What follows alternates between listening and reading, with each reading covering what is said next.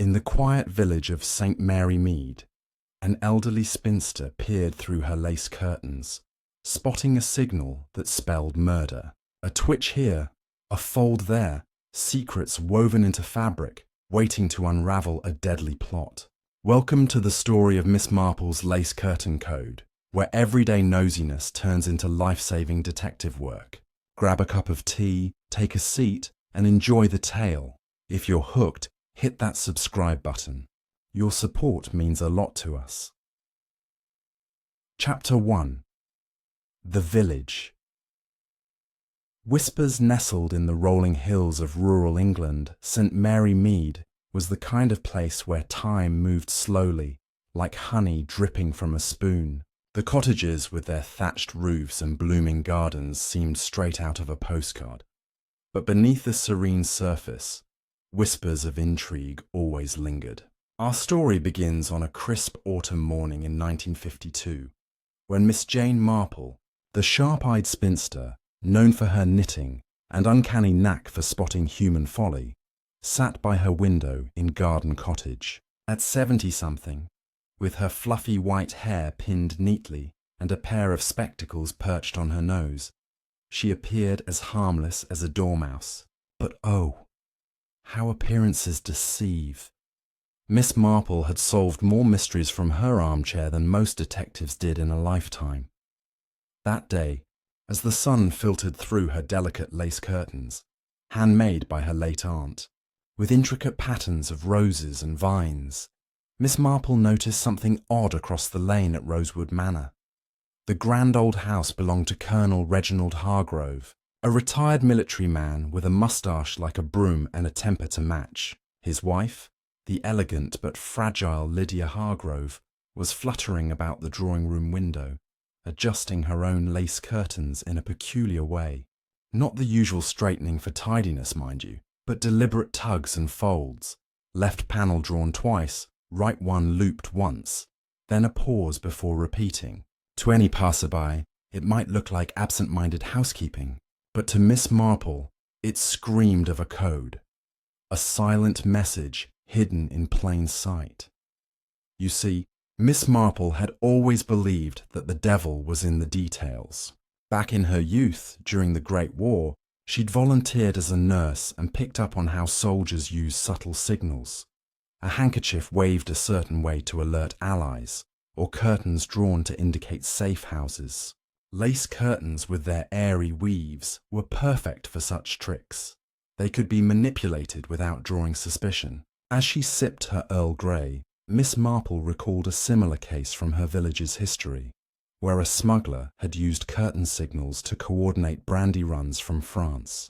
People are the same everywhere, she murmured to herself, and patterns repeat like bad habits. Intrigued, she jotted notes in her small leather-bound diary. Lydia's curtains. Distress. Or deception.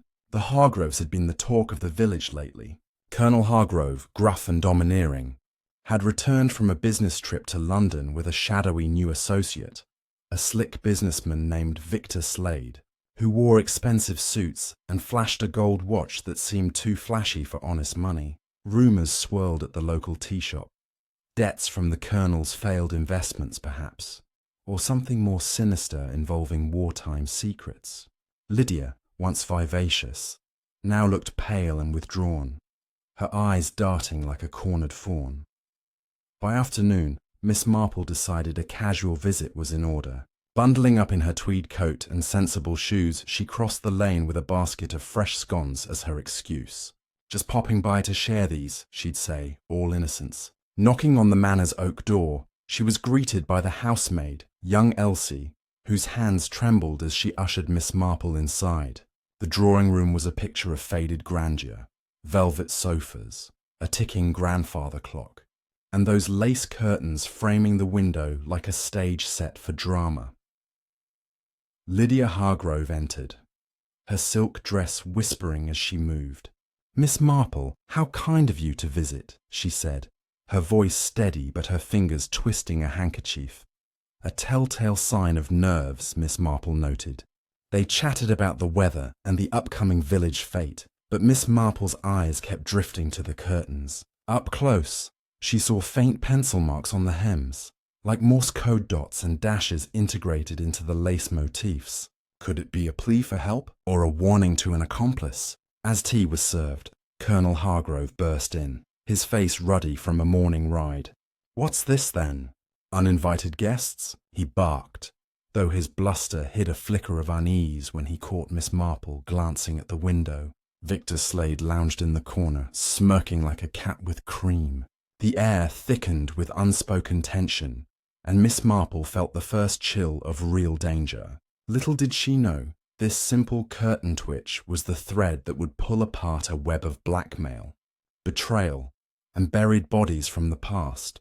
Wrapping up her visit with polite goodbyes, Miss Marple stepped back into the sunlight, her mind racing. The lace curtain code had begun to reveal its secrets, but the full pattern was yet to emerge. And as evening fell, a shadowy figure would slip into the manor grounds, setting the stage for the mysteries ahead. Chapter 2. Shadows in the Garden.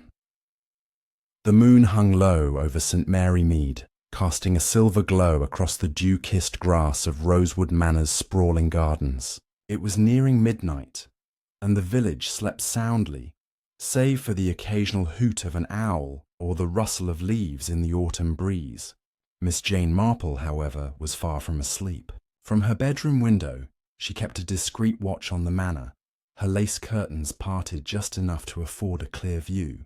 Her earlier visit had left her with a nagging sense that something was amiss, and years of observing human nature told her that secrets often crept out under the cover of darkness. As the clock struck 12, a faint movement caught her eye near the manor's rose arbor.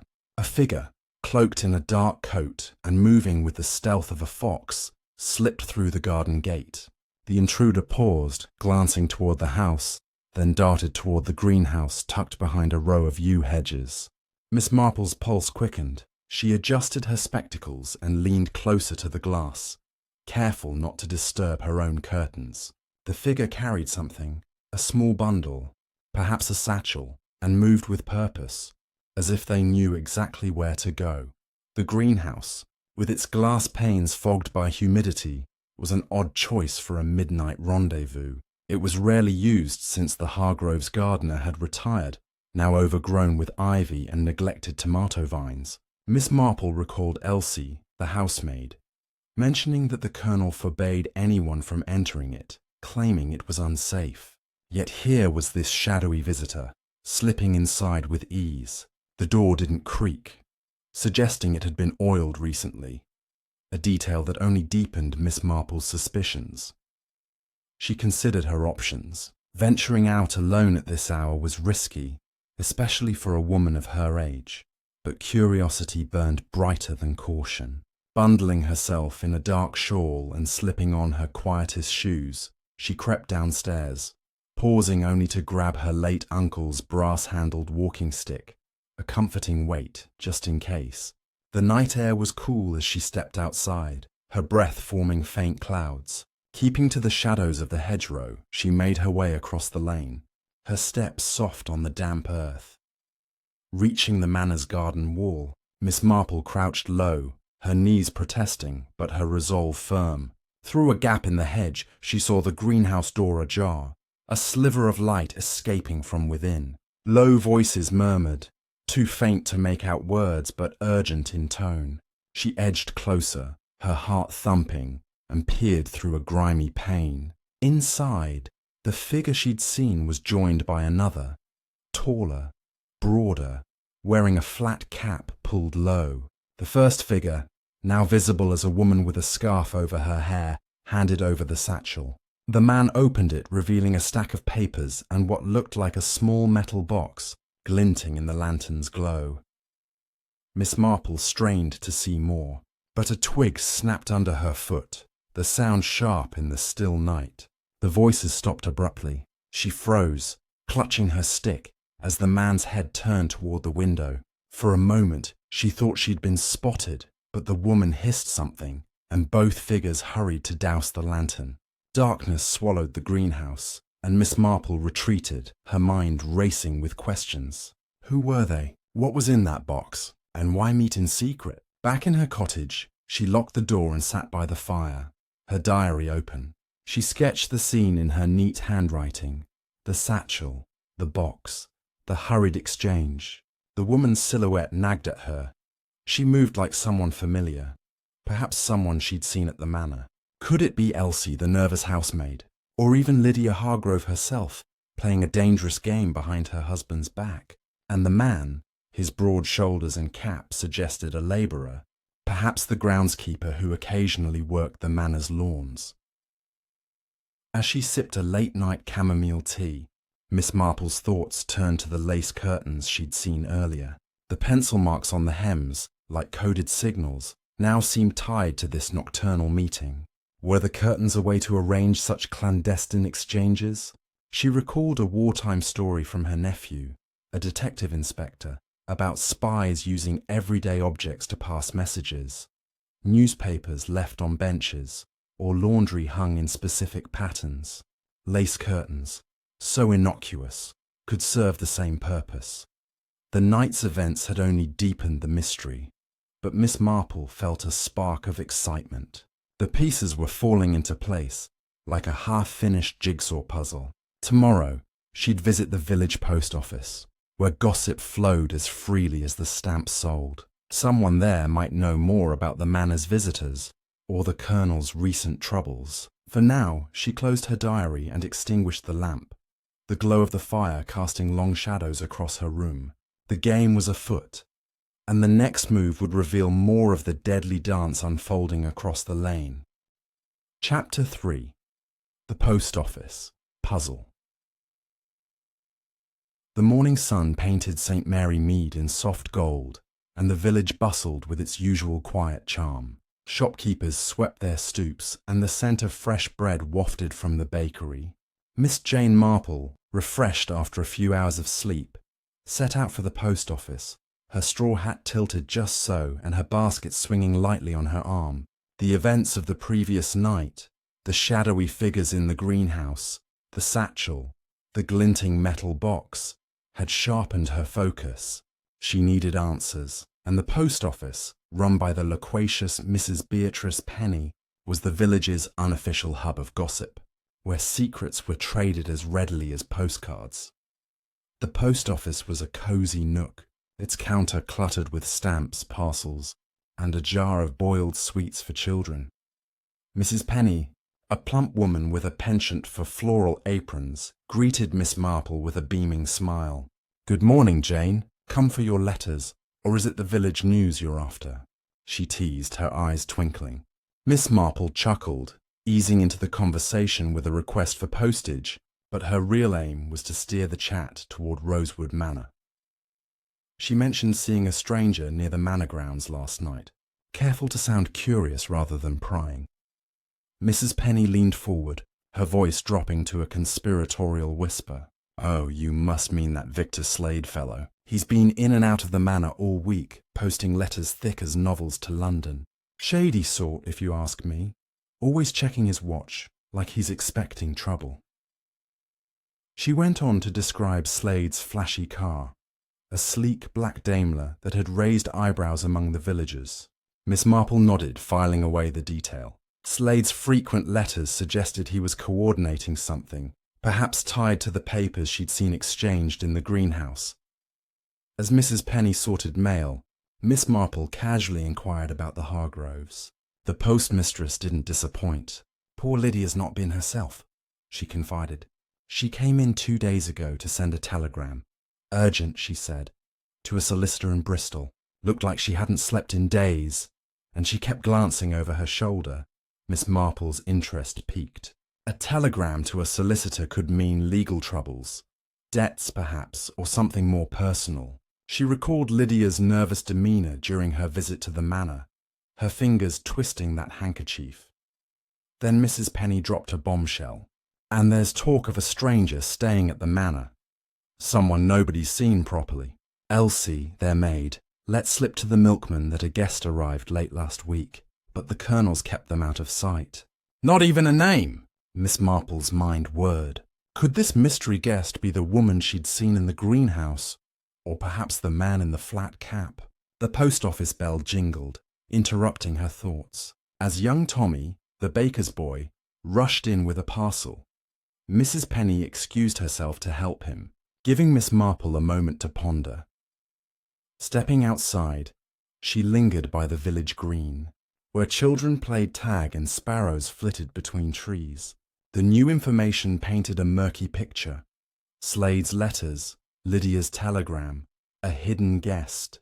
She decided to take a detour past the manor on her way home, hoping to catch another glimpse of those lace curtains. As she approached, she noticed Elsie sweeping the front steps. Her movements hurried. Miss Marple waved, offering a friendly smile. "Good morning, Elsie. The roses are lovely this year, aren't they?" she said, gesturing toward the garden. Elsie blushed, clearly flustered. "Oh yes, miss, they're fine." Her eyes darted toward the manor's windows, and Miss Marple followed her gaze. The lace curtains were drawn differently today. One panel tied back with a ribbon, the other hanging loose. Another signal? Before she could press further, the manor door swung open, and Colonel Hargrove appeared, his face like thunder. "Elsie, get inside! No time for dawdling," he snapped, barely acknowledging Miss Marple. Elsie scurried off, and the Colonel fixed Miss Marple with a hard stare before retreating indoors. The encounter left Miss Marple unsettled, but more determined. The Colonel's irritability hinted at pressure, perhaps from Slade, the mysterious guest, or whatever Lydia was signalling through those curtains. Back at her cottage, she pulled out her diary and added new notes. Slade's letters to London, business or blackmail. Lydia's telegram, legal woes. Hidden guest, ally or threat. She tapped her pencil against the page, thinking of the greenhouse exchange. The metal box intrigued her most. What could be small enough to fit in a satchel, yet valuable enough to warrant a midnight meeting? As she prepared her afternoon tea, Miss Marple resolved to keep a closer eye on the manor. Tonight she'd watch again, perhaps from the old oak tree near the garden wall, which offered a better vantage point.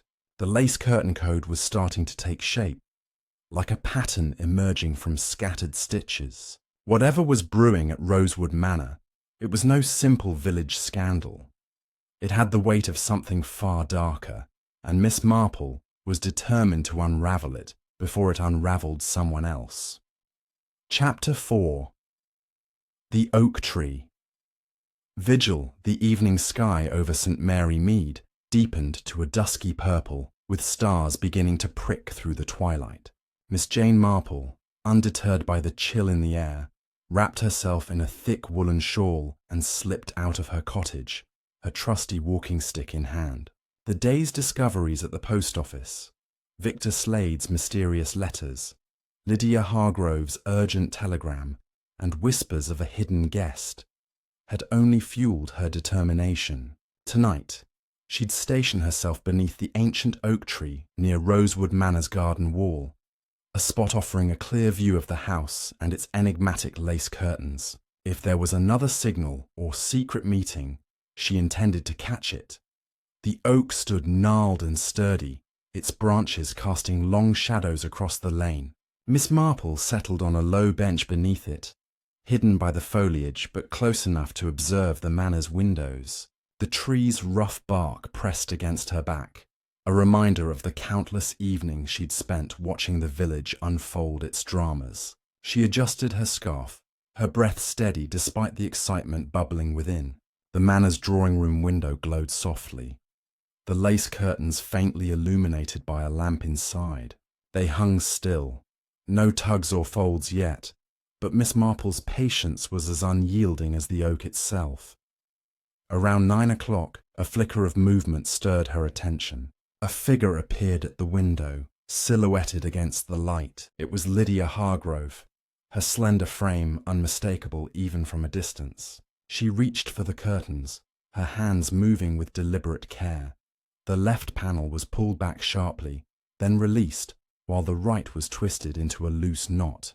The sequence lasted mere seconds, but Miss Marple memorized it, her fingers itching to jot it down. Before she could reach for her pocket notebook, A rustling sound came from the manor's side gate, just beyond the garden wall.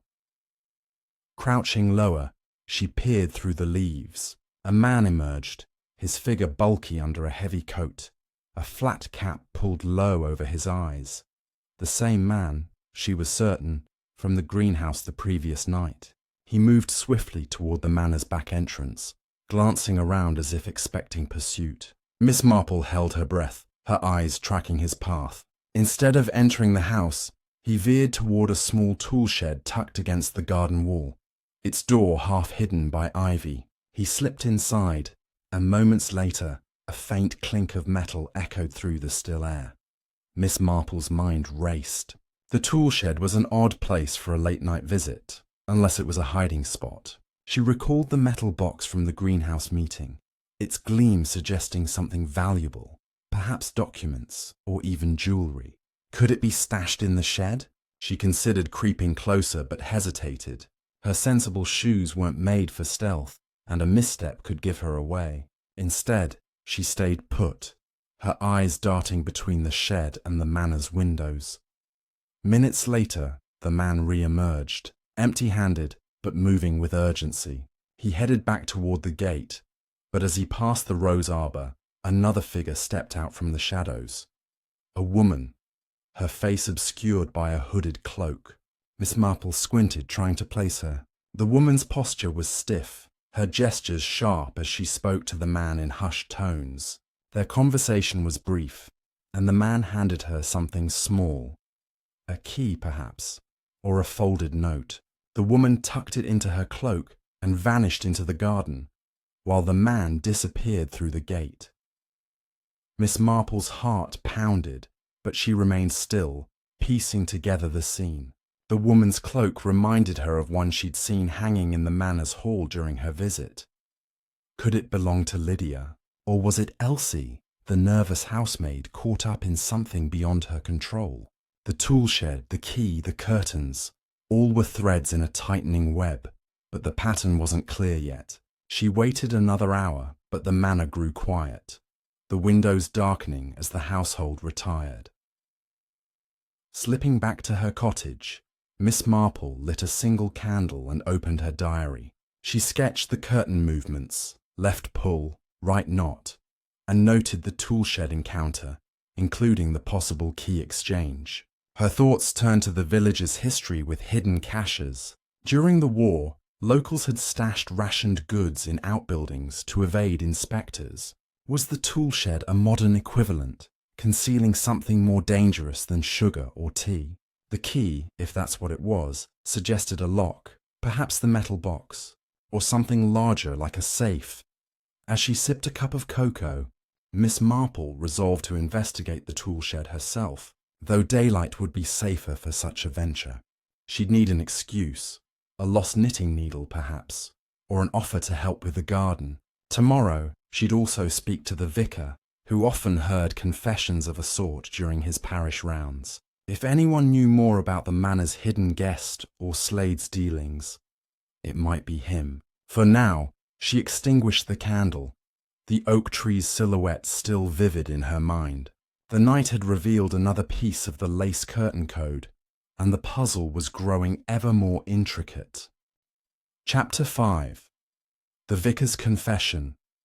The morning mist clung to St. Mary Mead like a soft veil, curling around the spire of St. Andrew's Church, where the Sunday service had just ended. Miss Jane Marple, dressed in her best navy coat and a hat adorned with a single feather, joined the villagers streaming out onto the cobblestone path. Her mission today was clear. A conversation with the vicar, Reverend Clement, whose gentle demeanour and attentive ear made him a repository of village confidences. The nighttime vigil under the oak tree had left her with more questions than answers. The tool shed, the cloaked woman, the possible key exchange. And she hoped the vicar might shed light on the manor's secrets without suspecting her sleuthing. Reverend Clement, a wiry man with kind eyes and a slightly stooped posture, stood by the church gate, shaking hands and exchanging pleasantries. Miss Marple lingered, complimenting the sermon on charity before steering the conversation to Rosewood Manor. "I couldn't help noticing the Hargroves seemed absent today," she remarked, her tone light but probing. "I do hope all's well with them." The vicar's smile faltered, his fingers fidgeting with the edge of his cassock. "Yes, well, the Colonel's been rather preoccupied," he said carefully, his gaze drifting toward the churchyard's ancient yews. Sensing his hesitation, Miss Marple pressed gently, mentioning she'd seen Lydia looking unwell during her recent visit. The vicar sighed, ushering her toward a quiet bench beneath a willow tree, away from the dispersing congregation. "You've always had a keen eye, Jane," he said softly. "I'll confess, I'm worried about Lydia. She came to me last week, quite distressed, asking about forgiveness for sins not her own. She wouldn't say more, but her hands shook, and she kept glancing at the church door, as if expecting someone to barge in." Miss Marple's mind latched onto this. Sins not her own. Could Lydia be covering for someone? The Colonel, perhaps, or the mysterious guest Mrs. Penny had mentioned. She asked if Lydia had spoken of visitors at the manor. The vicar hesitated, then leaned closer. "She did mention a man staying with them. Someone from the Colonel's past," she said. "A war comrade, perhaps, but she seemed afraid of him. I got the sense he's not what he seems." His voice dropped to a whisper. "And yesterday, I saw a stranger near the manor myself, a rough-looking fellow in a flat cap, carrying a spade, heading toward the back gardens." The description matched the man Miss Marple had seen twice now, first in the greenhouse and then at the tool shed. Her thoughts raced. A spade suggested digging, perhaps to hide or retrieve something buried. She recalled the metal box from the greenhouse, small enough to conceal in a garden plot or under a shed floor. She thanked the vicar, promising to keep Lydia in her prayers, and made her way toward the village square, her steps brisk despite the ache in her knees. The church bells tolled noon, their chimes mingling with the chatter of sparrows. Needing a pretext to visit the manor's grounds, Miss Marple stopped by the florist to purchase a small bouquet of chrysanthemums, claiming they were a gift for Lydia. This would give her an excuse to approach the toolshed under the guise of admiring the garden. As she neared Rosewood Manor, the air felt heavier, as if the house itself held its breath. The front gate creaked as she entered, and she noted the curtains in the drawing room. Today, both panels were drawn back symmetrically, a change from the coded tugs she'd observed before. Was this a signal of calm, or had the code shifted? Elsie, the housemaid, answered the door, her apron slightly askew and her cheeks flushed. "Oh, Miss Marple, you're kind to bring flowers," she said, but her eyes darted nervously toward the hall. Miss Marple handed over the bouquet, casually mentioning she'd love to see the manor's roses before autumn faded. Elsie hesitated, then nodded, leading her through a side path to the garden. As they passed the tool shed, Miss Marple slowed, her gaze lingering on its ivy-covered door. A fresh scratch marked the lock, as if someone had forced it open recently. Pretending to admire a nearby rose bush, she asked Elsie about the shed, feigning curiosity about its disrepair. Elsie's voice trembled as she replied, "The Colonel says it's off limits, miss. Says the roof might collapse." Her words were too quick, her hands twisting in her apron. Miss Marple nodded, but her eyes caught a glint of metal beneath a pile of leaves near the shed. A discarded key, small and tarnished, half buried in the dirt. She resisted the urge to pick it up, knowing it could be evidence.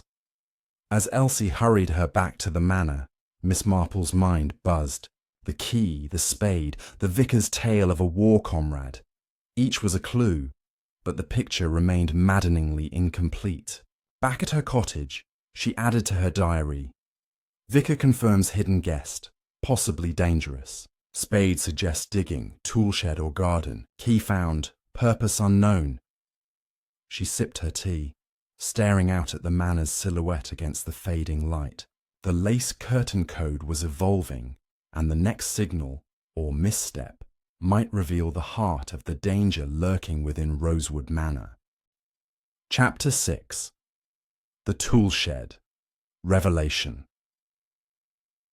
The afternoon sun dipped low over St. Mary Mead, casting elongated shadows across the manicured lawns and winding paths of the village. Miss Jane Marple, her mind a whirlwind of clues from the vicar's revelations, the distressed Lydia seeking forgiveness for another's sins, the shadowy war comrade lurking as a guest, and the discarded key glinting near the tool shed, knew she couldn't delay any longer.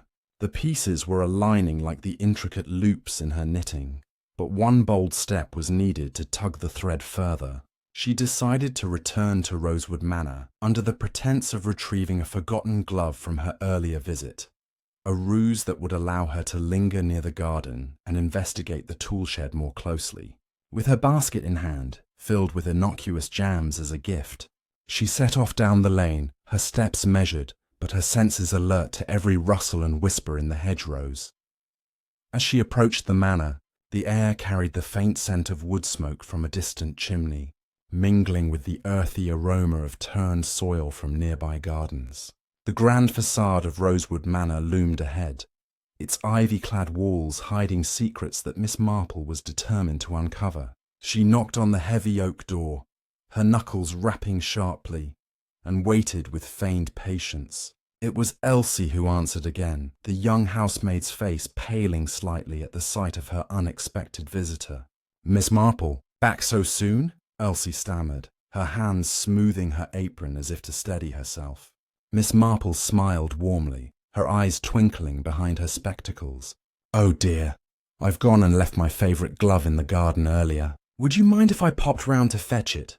I wouldn't want to trouble anyone inside." Elsie hesitated, her gaze flickering toward the interior of the house where muffled voices could be heard, a deep baritone that sounded like Colonel Hargrove's, interspersed with a smoother, more urbane tone that Miss Marple suspected belonged to Victor Slade. "Well, miss, the Colonel's in a meeting, but I suppose it's all right if you're quick," Elsie replied, stepping aside to let her through the side gate leading to the garden. Miss Marple nodded gratefully, her mind noting the girl's unease. Elsie's fingers were clenched tightly, knuckles white, as if she were holding back a flood of worries. As they walked the gravel path, Miss Marple chatted lightly about the weather and the upcoming harvest festival, drawing Elsie out with gentle questions. "You must be run off your feet with that extra guest staying on," she ventured casually. Elsie bit her lip, glancing over her shoulder. He's no trouble, miss. Keeps to himself mostly, but the Colonel says not to bother him." The garden unfolded before them, a tapestry of fading blooms and neatly trimmed borders, with the tool shed nestled in a corner like a forgotten sentinel. Miss Marple's eyes sharpened as they neared it. The ivy tendrils seemed thicker today, almost deliberately draped to conceal the door. She pretended to search for her lost glove near the rose bushes, bending down to peer under leaves and thorns, all the while inching closer to the shed. The key she had spotted earlier was still there, half buried in the mulch, its brass surface catching a stray beam of sunlight. With a quick glance to ensure Elsie was distracted by plucking a wilted flower, Miss Marple scooped it up, slipping it into her pocket with the dexterity of someone who had unravelled many a tangled skein. Emboldened, she straightened and turned to Elsie. "My dear, that shed looks like it could use a good airing. Mind if I take a peek inside? I used to help my uncle with his potting, you know. Perhaps there's something useful for your roses." Elsie's eyes widened in alarm. "Oh no, miss. The Colonel locked it up tight. Says it's full of old junk and not safe." But Miss Marple, sensing the girl's fear, pressed on with her most disarming smile. "Well, fancy that. I think I found the key right here in the dirt. Must have fallen out. Shall we see if it fits?" Before Elsie could protest, Miss Marple inserted the key into the lock. It turned with a soft click, the door creaking open on rusty hinges, revealing a dim interior cluttered with rakes, shovels and dusty crates. The air inside was musty, laced with the scent of damp wood and something metallic like old pennies. Miss Marple stepped in cautiously, her walking stick probing the floorboards ahead. Elsie hovered at the threshold, wringing her hands. We shouldn't, miss. If the Colonel finds out... Her voice trailed off, but Miss Marple was already scanning the shadows. In the far corner, partially covered by a tarpaulin, sat a small wooden chest, its lid secured with a padlock that looked recently oiled. Nearby, fresh dirt clung to a spade leaning against the wall. The same spade, perhaps, that the vicar had mentioned seeing carried by the man in the flat cap. Miss Marple's pulse quickened as she lifted the tarpaulin's edge, revealing scuff marks on the floor as if the chest had been dragged recently. Kneeling down, she examined the padlock, noting its sturdy make. Too new for such an old shed. "Elsie, my dear, what's in this chest? It doesn't look like gardening tools." The housemaid's face crumpled, tears welling in her eyes. I don't know everything, miss, but I've heard arguments, late at night. The Colonel and Mr. Slade and that guest, they talk about papers, old letters from the war, something about a betrayal, money owed. The guest, he's called Captain Thorne, I think. He brought that chest, said it was proof. Miss Marple's mind raced, connecting the dots. The war comrade the vicar mentioned, sins not Lydia's own. Blackmail, perhaps? Or worse, evidence of a wartime crime that could ruin the Colonel. As Elsie spilled more in hushed whispers, the captain's arrival shrouded in secrecy, Lydia's pleas to her husband to send him away, Slade's role as a go-between with his London connections. Miss Marple heard footsteps crunching on the gravel outside. "Quick, Elsie, compose yourself," she whispered, replacing the tarpaulin and stepping back.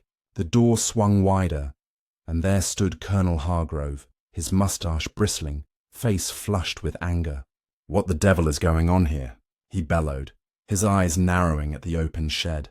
Victor Slade appeared behind him, his slick smile fading into a calculating frown. Miss Marple turned innocently, holding up an imaginary glove. "Oh, Colonel, I found my glove." And Elsie was kind enough to help. Such a helpful girl.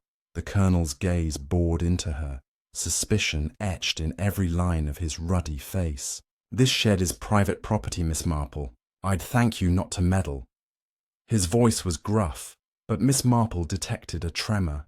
Fear, perhaps, beneath the bluster. She apologized profusely, allowing Elsie to usher her out, but not before noting the captain's absence. He must be the hidden guest still inside the manor. As she walked back down the path, Slade's eyes followed her, his expression unreadable. Back at her cottage, Miss Marple locked the door and sat at her writing desk, her diary open under the lamp's warm glow. She detailed the chest, the spade's dirt, Elsie's confessions. Captain Thorne. War betrayal? Blackmail via papers in chest. Slade involved? Lydia protecting husband? Sipping her evening sherry, Miss Marple pondered the lace curtain's role. Signals to coordinate meetings with Thorne or Slade, perhaps to move the chest or exchange keys. The metal box from the greenhouse might be a smaller cache, part of the larger scheme. She recalled a similar case from her youth, a forgery scandal hidden in garden outbuildings, unraveled by a nosy neighbor much like herself. But this felt more perilous. Wartime secrets could involve treason, or even murder if stakes were high enough. As night fell, she resolved to watch the manor again, perhaps enlisting her nephew's help if things escalated. For now, the toolshed revelation had cracked the facade, exposing cracks in the Hargroves' world, and Miss Marple knew the next twist in the lace curtain code could shatter it entirely. Chapter 7. The Midnight Intruder. The clock in Miss Jane Marple's cottage ticked past 11, its steady rhythm a counterpoint to the restless energy coursing through her. Outside, St. Mary Mead lay cloaked in darkness, the village's lamplights dimmed and the stars obscured by a thick bank of clouds rolling in from the west. The discoveries in the toolshed, the locked wooden chest, the spade with fresh dirt, Elsie's tearful admission about Captain Thorne and wartime betrayal, had set Miss Marple's mind ablaze. The lace curtain code, with its subtle tugs and knots, was clearly part of a larger scheme, and she sensed the manor's secrets were teetering on the edge of exposure. Tonight, she resolved to watch Rosewood Manor again, this time from a new vantage point. The low stone wall behind the garden, where a cluster of laurel bushes offered better concealment than the oak tree. Dressed in her darkest shawl and a pair of soft-soled boots she hadn't worn since her rambles in the Lake District, Miss Marple slipped out her back door, locking it with a quiet click. The night was cool, the air heavy with the promise of rain, and the faint scent of wood smoke lingered from a neighbour's hearth. She carried her walking stick, its brass handle cool against her palm, and a small torch tucked in her pocket, though she dared not use it yet. The lane to the manor was silent save for the crunch of gravel underfoot, and she kept to the shadows, her slight figure blending into the hedgerows like a wisp of mist. Reaching the stone wall, she crouched behind the laurels, their glossy leaves brushing her shoulders. The manor's rear windows glowed faintly, the drawing room's lace curtains still drawn symmetrically, as they had been during her daytime visit. But her focus was on the tool shed, its silhouette barely visible in the gloom. She settled in, her knees protesting but her determination unwavering, and scanned the grounds for any sign of movement. The memory of Colonel Hargrove's angry outburst in the shed, coupled with Victor Slade's cold stare, made her wary. They suspected she'd seen too much, and that made tonight's vigil all the more critical. Just past midnight, a faint creak broke the silence. The garden gate, swinging open with deliberate slowness. Miss Marple's breath caught as a figure emerged, tall and broad-shouldered, wearing the familiar flat cap she'd seen before. It was the man from the greenhouse and tool shed, his movements cautious but purposeful as he crossed the lawn toward the shed. In his hand, he carried a small crowbar, its metal glinting faintly in the dim light filtering from the manor. Miss Marple's heart raced. Was he here to open the locked chest, or to retrieve something else buried in the garden? The man paused at the shed door, glancing toward the house as if checking for watchers. Satisfied, he inserted the crowbar and pried open the lock with a muffled snap. The door swung inward, and he slipped inside, leaving it ajar. Miss Marple strained to see, her eyes adjusting to the darkness. Moments later, a soft scraping sound came from within, wood against wood, like the chest being dragged across the floor. She crept closer, keeping low, until she was just outside the shed, hidden by a stack of old flower pots. Peering through the crack in the door, she saw the man kneeling beside the chest, its lid now open. He was rifling through papers, muttering to himself, his voice low but laced with urgency. "Where is it?" "Thorne swore it was here," he growled, tossing aside a bundle of yellowed letters. Miss Marple's mind whirred. Captain Thorne's name again, tied to the chest's contents. Papers, likely incriminating from the war. She recalled Elsie's words about a betrayal, and the vicar's mention of Lydia's distress over sins not her own. Were these documents proof of the colonel's misdeeds, perhaps treason or profiteering during wartime? Before she could ponder further, the man pulled out a small leather pouch from the chest, its contents clinking softly. Coins, or perhaps medals. He stuffed it into his coat, then froze as a light flickered on in the manor's upper window. Miss Marple ducked lower, her pulse hammering. The light came from a room she hadn't noticed before, high in the manor's east wing, where the mysterious guest, Captain Thorne presumably, might be staying. The curtains there were plain, not lace, but they twitched slightly, as if someone were watching the grounds. The man in the shed cursed under his breath, quickly closing the chest and slipping out, crowbar in hand. Instead of heading back to the gate, he moved toward the rose arbor, where Miss Marple had seen the cloaked woman the previous night. She followed at a distance, her steps silent on the damp grass, until she saw him pause and kneel, digging swiftly with the crowbar's edge in the soft earth beneath a rosebush. He unearthed a small metal tin, no bigger than a biscuit box, and pried it open, revealing a folded document and a glint of something metallic, a ring perhaps, or a watch. Before he could examine it further, a sharp voice cut through the night. "What are you doing?" It was Lydia Hargrove, standing at the edge of the arbour, in a nightdress and shawl, her face pale as moonlight. The man scrambled to his feet, clutching the tin. "Stay out of this, Lydia," he he hissed, his voice rough but familiar. Miss Marple recognized it now as Tom Baxter, a local labourer who occasionally worked the manor's grounds. Thorne's orders. You know what's at stake. Lydia's hands trembled, but her voice held firm. You'll ruin us all, Tom. Give it back before he finds out. Their argument was cut short by a creak from the manor's back door. Both froze, and Tom bolted into the shadows, the tin tucked under his arm. Lydia retreated inside, her shawl slipping to reveal a flash of fear in her eyes. Miss Marple waited, heart pounding, until the grounds were still again, then made her way back to the wall, her mind a storm of new clues. At her cottage, she lit a lamp and opened her diary, her pen flying across the page. Tom Baxter in shed, took pouch from chest, papers and coins, dug up tin under rosebush document ring. Lydia confronted him, mentioned Thorne. Blackmail confirmed. She sipped a late-night tea, her thoughts circling the rose arbor's tin. It was smaller than the greenhouse's metal box, suggesting multiple caches of evidence. Tom's involvement surprised her. He was a quiet man, widowed, known for odd jobs, not crime. Was he acting alone or under Thorne's thumb? And Lydia's plea, protecting her husband or herself. As rain began to patter against her windows, Miss Marple planned her next move. She'd need to speak to Tom Baxter, perhaps at the village pub where he often lingered. But first, she'd write to her nephew, Raymond, a detective inspector in London, for advice on wartime records. Thorne's past might hold the key to his hold over the Hargroves. The lace curtain code had led her this far, but the midnight intruder had revealed a deeper layer of deception, one that threatened to unravel not just the manor, but the fragile peace of St. Mary Mead itself. Chapter 8. The pub's murmurs.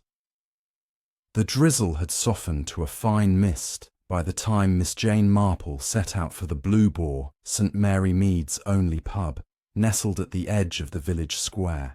It was late afternoon, and the events of the previous night, Tom Baxter's clandestine raid on the tool shed, the unearthed tin under the rosebush, and Lydia Hargrove's desperate confrontation, had sharpened her resolve. Tom, a local labourer entangled in Captain Thorne's schemes, was now a key figure in the unfolding mystery.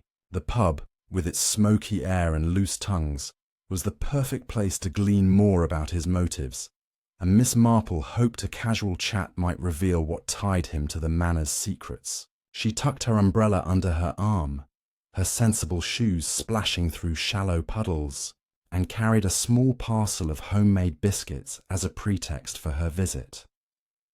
The Blue Boar was a cosy, low-ceilinged establishment, its oak beams darkened by years of pipe smoke and laughter. The lunchtime crowd had thinned, leaving a handful of regulars nursing pints by the fire. Miss Marple stepped inside, shaking off her umbrella, and was greeted by the barmaid Sally, a cheerful woman with a quick smile. "Miss Marple, not often we see you here," Sally said, wiping down the counter. "Just dropping off some biscuits for old Mr. Gibbs," Miss Marple replied, her tone light as she scanned the room. There, in a corner booth, sat Tom Baxter, his flat cap pushed back, staring into a half-empty glass of ale. His broad shoulders were hunched, and his fingers tapped restlessly on the table, a picture of unease. She approached slowly, pausing to exchange pleasantries with Mr. Gibbs, the village's elderly blacksmith, who gratefully accepted her biscuits. Sliding into the booth opposite Tom, she offered a warm smile. "Tom, dear, you look like you could use a bit of cheer. Mind if I join you?" Tom's eyes flicked up, wary but not hostile. "Suppose so, miss," he mumbled, his voice rough from years of outdoor work. Miss Marple ordered a small sherry, keeping the conversation light at first. Talk of the weather, the pub's new ale, the harvest festival's preparations, but her keen eyes missed nothing. The dirt under Tom's nails, the faint bulge in his coat pocket, likely the leather pouch from the tool shed. Steering the talk toward Rosewood Manor, she mentioned seeing him in the village recently, working the grounds. "Must be busy up there with all the comings and goings," she said casually. Tom stiffened, his grip tightening on his glass. "Just odd jobs, miss. Nothing special." but Miss Marple pressed gently, her voice soft as a lullaby. "I couldn't help noticing the manor's been lively lately. A new guest, I hear. Captain Thorne, was it? Sounds like an interesting man." Tom's face darkened, and he took a long swig of ale before answering. "Don't know much about him. Keeps to himself. Colonel's business, not mine." Sensing his guard was up, Miss Marple shifted tactics, mentioning the manor's gardens. "Those roses are lovely, though I heard the tool shed's in a state. Ever find anything curious there, Tom? Old tools, perhaps, or something buried?" His eyes darted to hers, a flash of panic betraying him. "Nothing but junk," he said too quickly, his hand brushing the pocket where the pouch sat. Miss Marple nodded, feigning disinterest, but her mind catalogued every detail.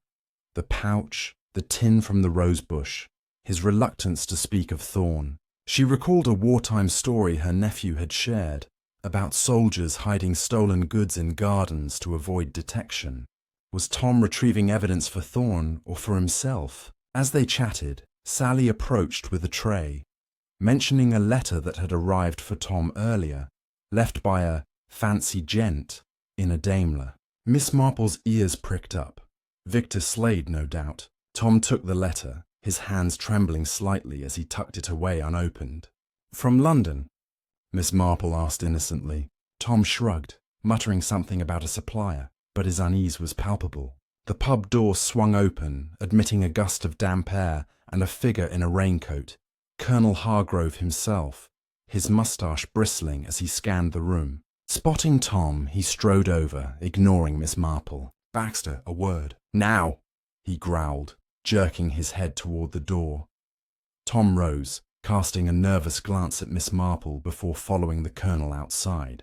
Through the pub's foggy window, she saw them huddle under the awning, the Colonel's gestures sharp and angry. Tom's head bowed like a scolded child. She couldn't hear their words, but the tension was clear. Finishing her sherry, she thanked Sally and stepped into the drizzle, her mind buzzing. The letter, the pouch, the Colonel's urgency. Tom was a pawn in a larger game, caught between Thorne's orders and the Colonel's wrath, and Slade's role as messenger suggested a network extending beyond the village. Back at her cottage, Miss Marple lit a fire to ward off the chill and opened her diary. She wrote, "Tom Baxter, nervous, carries pouch from shed. Letter from Slade, likely instructions. Colonel confronts him. Angry, perhaps betrayed. Thorne's hold grows clearer. Blackmail over war secrets?" She sipped her tea, recalling the tin's contents. A document. A ring. Could the ring be a clue to Thorne's identity? Perhaps a regimental crest? She made a mental note to ask her nephew, Raymond, to check military records for a Captain Thorne, focusing on the Colonel's wartime unit. As the fire crackled, Miss Marple gazed out at the manor, its windows dark except for a faint glow in the east wing. The lace curtains hadn't moved tonight, but their silence felt ominous, as if the code had paused, waiting for the next act. Tomorrow she'd visit the village library, where old newspapers might hold clues about the Colonel's past. For now, the pub's murmurs had added a new layer to the mystery, and Miss Marple sensed the threads of the lace curtain code were tightening, pulling her closer to a truth that could shake St. Mary Mead to its core. Chapter 9. The Library's Secrets. The morning dawned grey and damp in St. Mary Mead, the sky a heavy quilt of clouds that mirrored the weight of the mystery pressing on Miss Jane Marple's mind. The confrontation she'd witnessed at the Blue Boar between Tom Baxter and Colonel Hargrove, coupled with Tom's nervous handling of the letter from Victor Slade, had deepened her suspicions of a wartime conspiracy unravelling at Rosewood Manor. The leather pouch, the tin buried under the rosebush, and the elusive Captain Thorne all pointed to secrets buried not just in the garden, but in history itself. Today, Miss Marple set her sights on the village library, a quaint stone building tucked behind the church, where dusty archives and old newspapers might hold clues to the Colonel's past and Thorne's identity. She donned her tweed coat, pinned her hat securely against the breeze, and tucked her notebook into her basket, alongside a thermos of tea for the long morning ahead. The library was a haven of quiet, its shelves lined with leather-bound volumes and yellowed periodicals, the air thick with the scent of aged paper and polish. Miss Marple was greeted by Miss Agnes Hart, the librarian, a wiry woman with a passion for local history and a memory as sharp as a tack. "Jane, what brings you to my dusty corner today?" Agnes asked, adjusting her glasses with a knowing smile. Miss Marple, ever adept at disarming with charm, mentioned an interest in wartime stories for a knitting circle talk, specifically tales of local soldiers. "The colonel up at Rosewood Manor served, didn't he?" "I thought I'd start there," she said, her tone as innocent as a spring lamb. Agnes, delighted to share her knowledge, led Miss Marple to a corner stacked with bound copies of the St. Mary Mead Gazette and regional papers from the 1940s. "Colonel Hargrove was with the Royal Artillery, I believe. Quite the hero in his day, though there were whispers of trouble after the war," she confided, pulling down a volume from 1945. Miss Marple settled at a reading table, her thermos open and her notebook ready as she began flipping through brittle pages. The headlines spoke of victory parades and rationing woes, but she was hunting for something specific, mentions of the colonel, his unit, or any hint of scandal. After an hour, her patience was rewarded. A small article, buried in a July 1944 issue, described a military inquiry into missing supplies from a Royal Artillery depot in Normandy, where Colonel Hargrove had been stationed. The piece was vague, noting only that certain officers were questioned about misallocated funds and equipment, with no charges filed. Miss Marple's eyes narrowed. Wartime profiteering was a serious accusation, often hushed up to protect morale. Could this be the betrayal Elsie had mentioned, or the sin Lydia sought forgiveness for? She jotted down the details, her pen scratching softly in the library's hush. Digging deeper, she found a 1946 Society column mentioning Hargrove's marriage to Lydia, a young widow whose first husband, a naval officer, had died in action. The article described Lydia as radiant but reserved, hinting at her grief. Miss Marple paused, considering Lydia's current fearfulness, perhaps tied to her late husband's connections, or even to Thorne, who might have served with him. The name Thorne yielded no results in the local papers, but a National Military Gazette from 1943 listed a Captain Edward Thorne, commended for bravery in the same regiment as Hargrove. The coincidence was too stark to ignore. She copied the reference, her mind racing. Was Thorne blackmailing the colonel over the depot scandal, using evidence hidden in the shed's chest or the rosebush tin? As she scanned another volume, Agnes approached with a thin folder labelled Village Correspondence, 1944 to 45. "Found this in the back. Letters donated by locals, mostly wartime gossip," she said. Miss Marple's heart quickened as she opened it, finding a faded letter from a St. Mary Mead resident stationed in Normandy. The writer, a nurse, mentioned trouble brewing in Hargrove's unit, with a junior officer, unnamed, suspected of selling supplies to local smugglers. The letter ended abruptly, as if the writer feared saying too much. Miss Marple's fingers traced the words. This was the thread she needed, linking Thorne's presence to a past Hargrove wanted buried. Her research was interrupted by a shadow at the library door. Victor Slade, his polished shoes gleaming as he stepped inside. "Miss Marple, fancy meeting you here," he said, his smile smooth but his eyes sharp, like a hawk spotting prey. He claimed to be researching property records, but Miss Marple noted his glance at her open notebook. "Just a bit of history for the knitting circle," she said brightly, closing the book with a casual air. Slade lingered, asking Agnes about old land deeds, but his presence felt like a warning. Had the colonel sent him to keep tabs on her, or was Slade protecting his own stake in the blackmail scheme? Leaving the library, Miss Marple tucked the folder under her arm, promising Agnes to return it soon. The rain had stopped, leaving the village glistening under a weak sun. She took a detour past the manor, noting the lace curtains in the drawing room. One panel was now folded inward, a new signal she hadn't seen before. Her mind buzzed with the library's secrets, the depot inquiry, Thorne's commendation, the nurse's letter. Back at her cottage, she spread her notes across the dining table, adding, Hargrove linked to wartime scandal, missing supplies, Thorne in same unit, possible whistleblower or accomplice, Slade monitoring me. She sipped her tea, now cold, and considered the ring in the rosebush tin. Perhaps a regimental token, proof of Thorne's identity or Hargrove's guilt. As evening settled, Miss Marple decided to write to her nephew, Raymond, enclosing copies of her findings and asking him to trace Captain Edward Thorne through Scotland Yard's military contacts. She also planned to confront Lydia directly, using the chrysanthemum bouquet as an excuse for another visit. The lace curtain code was unraveling, each tug revealing a darker layer of deceit. With Slade's watchful eyes and Thorne's hidden presence, Miss Marple knew the next move could tip the balance toward truth or into danger. Chapter 10. The Curtain Falls. The twilight over St. Mary Mead was thick with tension. The village's quiet lanes bathed in the soft glow of street lamps as a storm brewed on the horizon. Miss Jane Marple sat in her cottage, her diary open, pages filled with meticulous notes from weeks of observation. The lace curtain signals, the toolshed chest, the rosebush tin, Tom Baxter's nervous dealings, Victor Slade's watchful presence, and the library's revelations about Colonel Hargrove's wartime scandal and Captain Edward Thorne's shadowy role.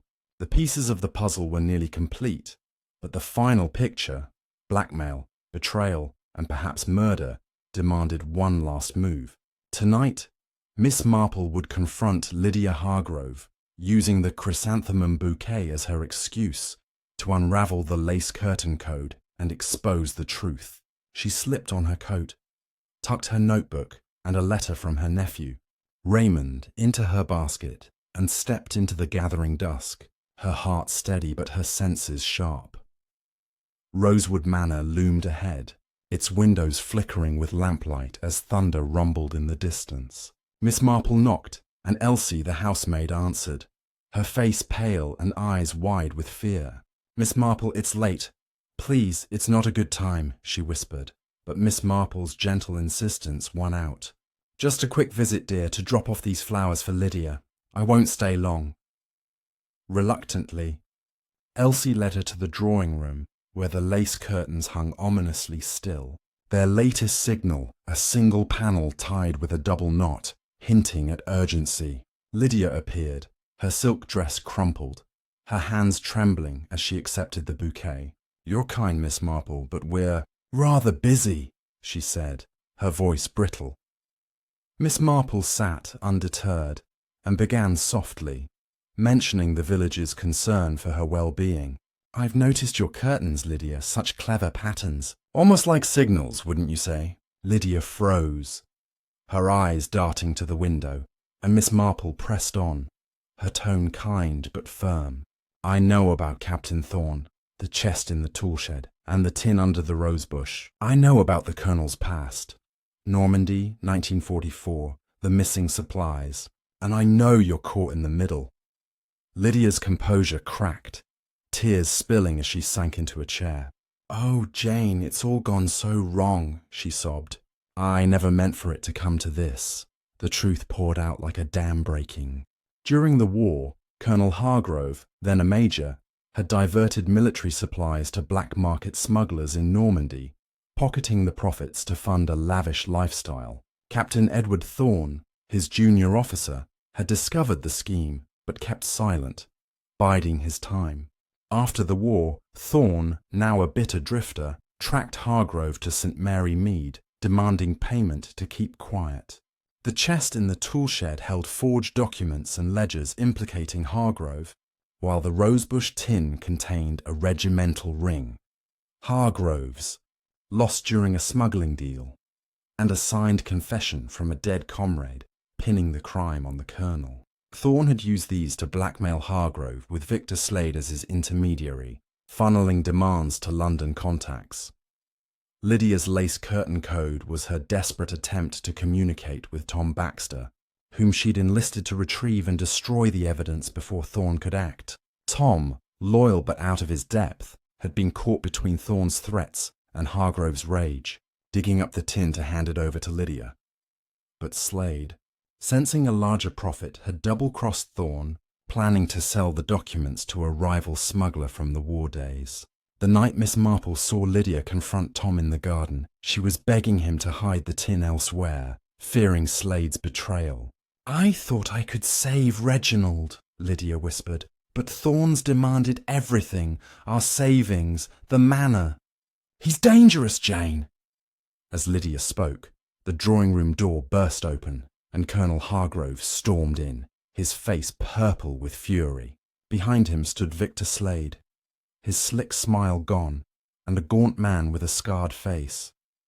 Captain Thorne, his eyes cold as steel. "What's this meddling, Miss Marple?" Hargrove roared, but Thorne silenced him with a raised hand. "She knows too much," he said, his voice low and menacing. Miss Marple, calm as ever, reached into her basket and pulled out Raymond's letter. "My nephew, Detective Inspector West, will be here by morning with Scotland Yard. I've sent him copies of the library's articles, the nurse's letter, and my notes on your activities, Captain Thorne. The game is up." The room froze. Thorne's scar twitched. But before he could move, Elsie, who had been listening from the hall, darted out, screaming for help. The commotion drew neighbours, and within minutes the manor was surrounded by villagers, their lanterns bobbing in the rain. Thorne lunged for the door, but Hargrove, in a sudden surge of guilt, grabbed him, shouting, "No more, Edward! It ends here!" Slade slipped out in the chaos. But Miss Marple knew he wouldn't get far. Raymond's men were already en route. By dawn, the police had arrived. Thorne was arrested, his blackmail scheme exposed, and Hargrove, broken but cooperative, confessed to his wartime crimes. Lydia, relieved of her burden, agreed to testify, her lace curtains now hanging plain, their code obsolete. Tom Baxter, a reluctant pawn, was questioned but released, his role minor. Slade was caught 2 days later in London, his Daimler impounded. Miss Marple, back in her cottage, closed her diary, the final entry simple. "Curtains down, truth revealed. St. Mary Mead sleeps soundly." As she sipped her tea, gazing at her own lace curtains, she smiled faintly.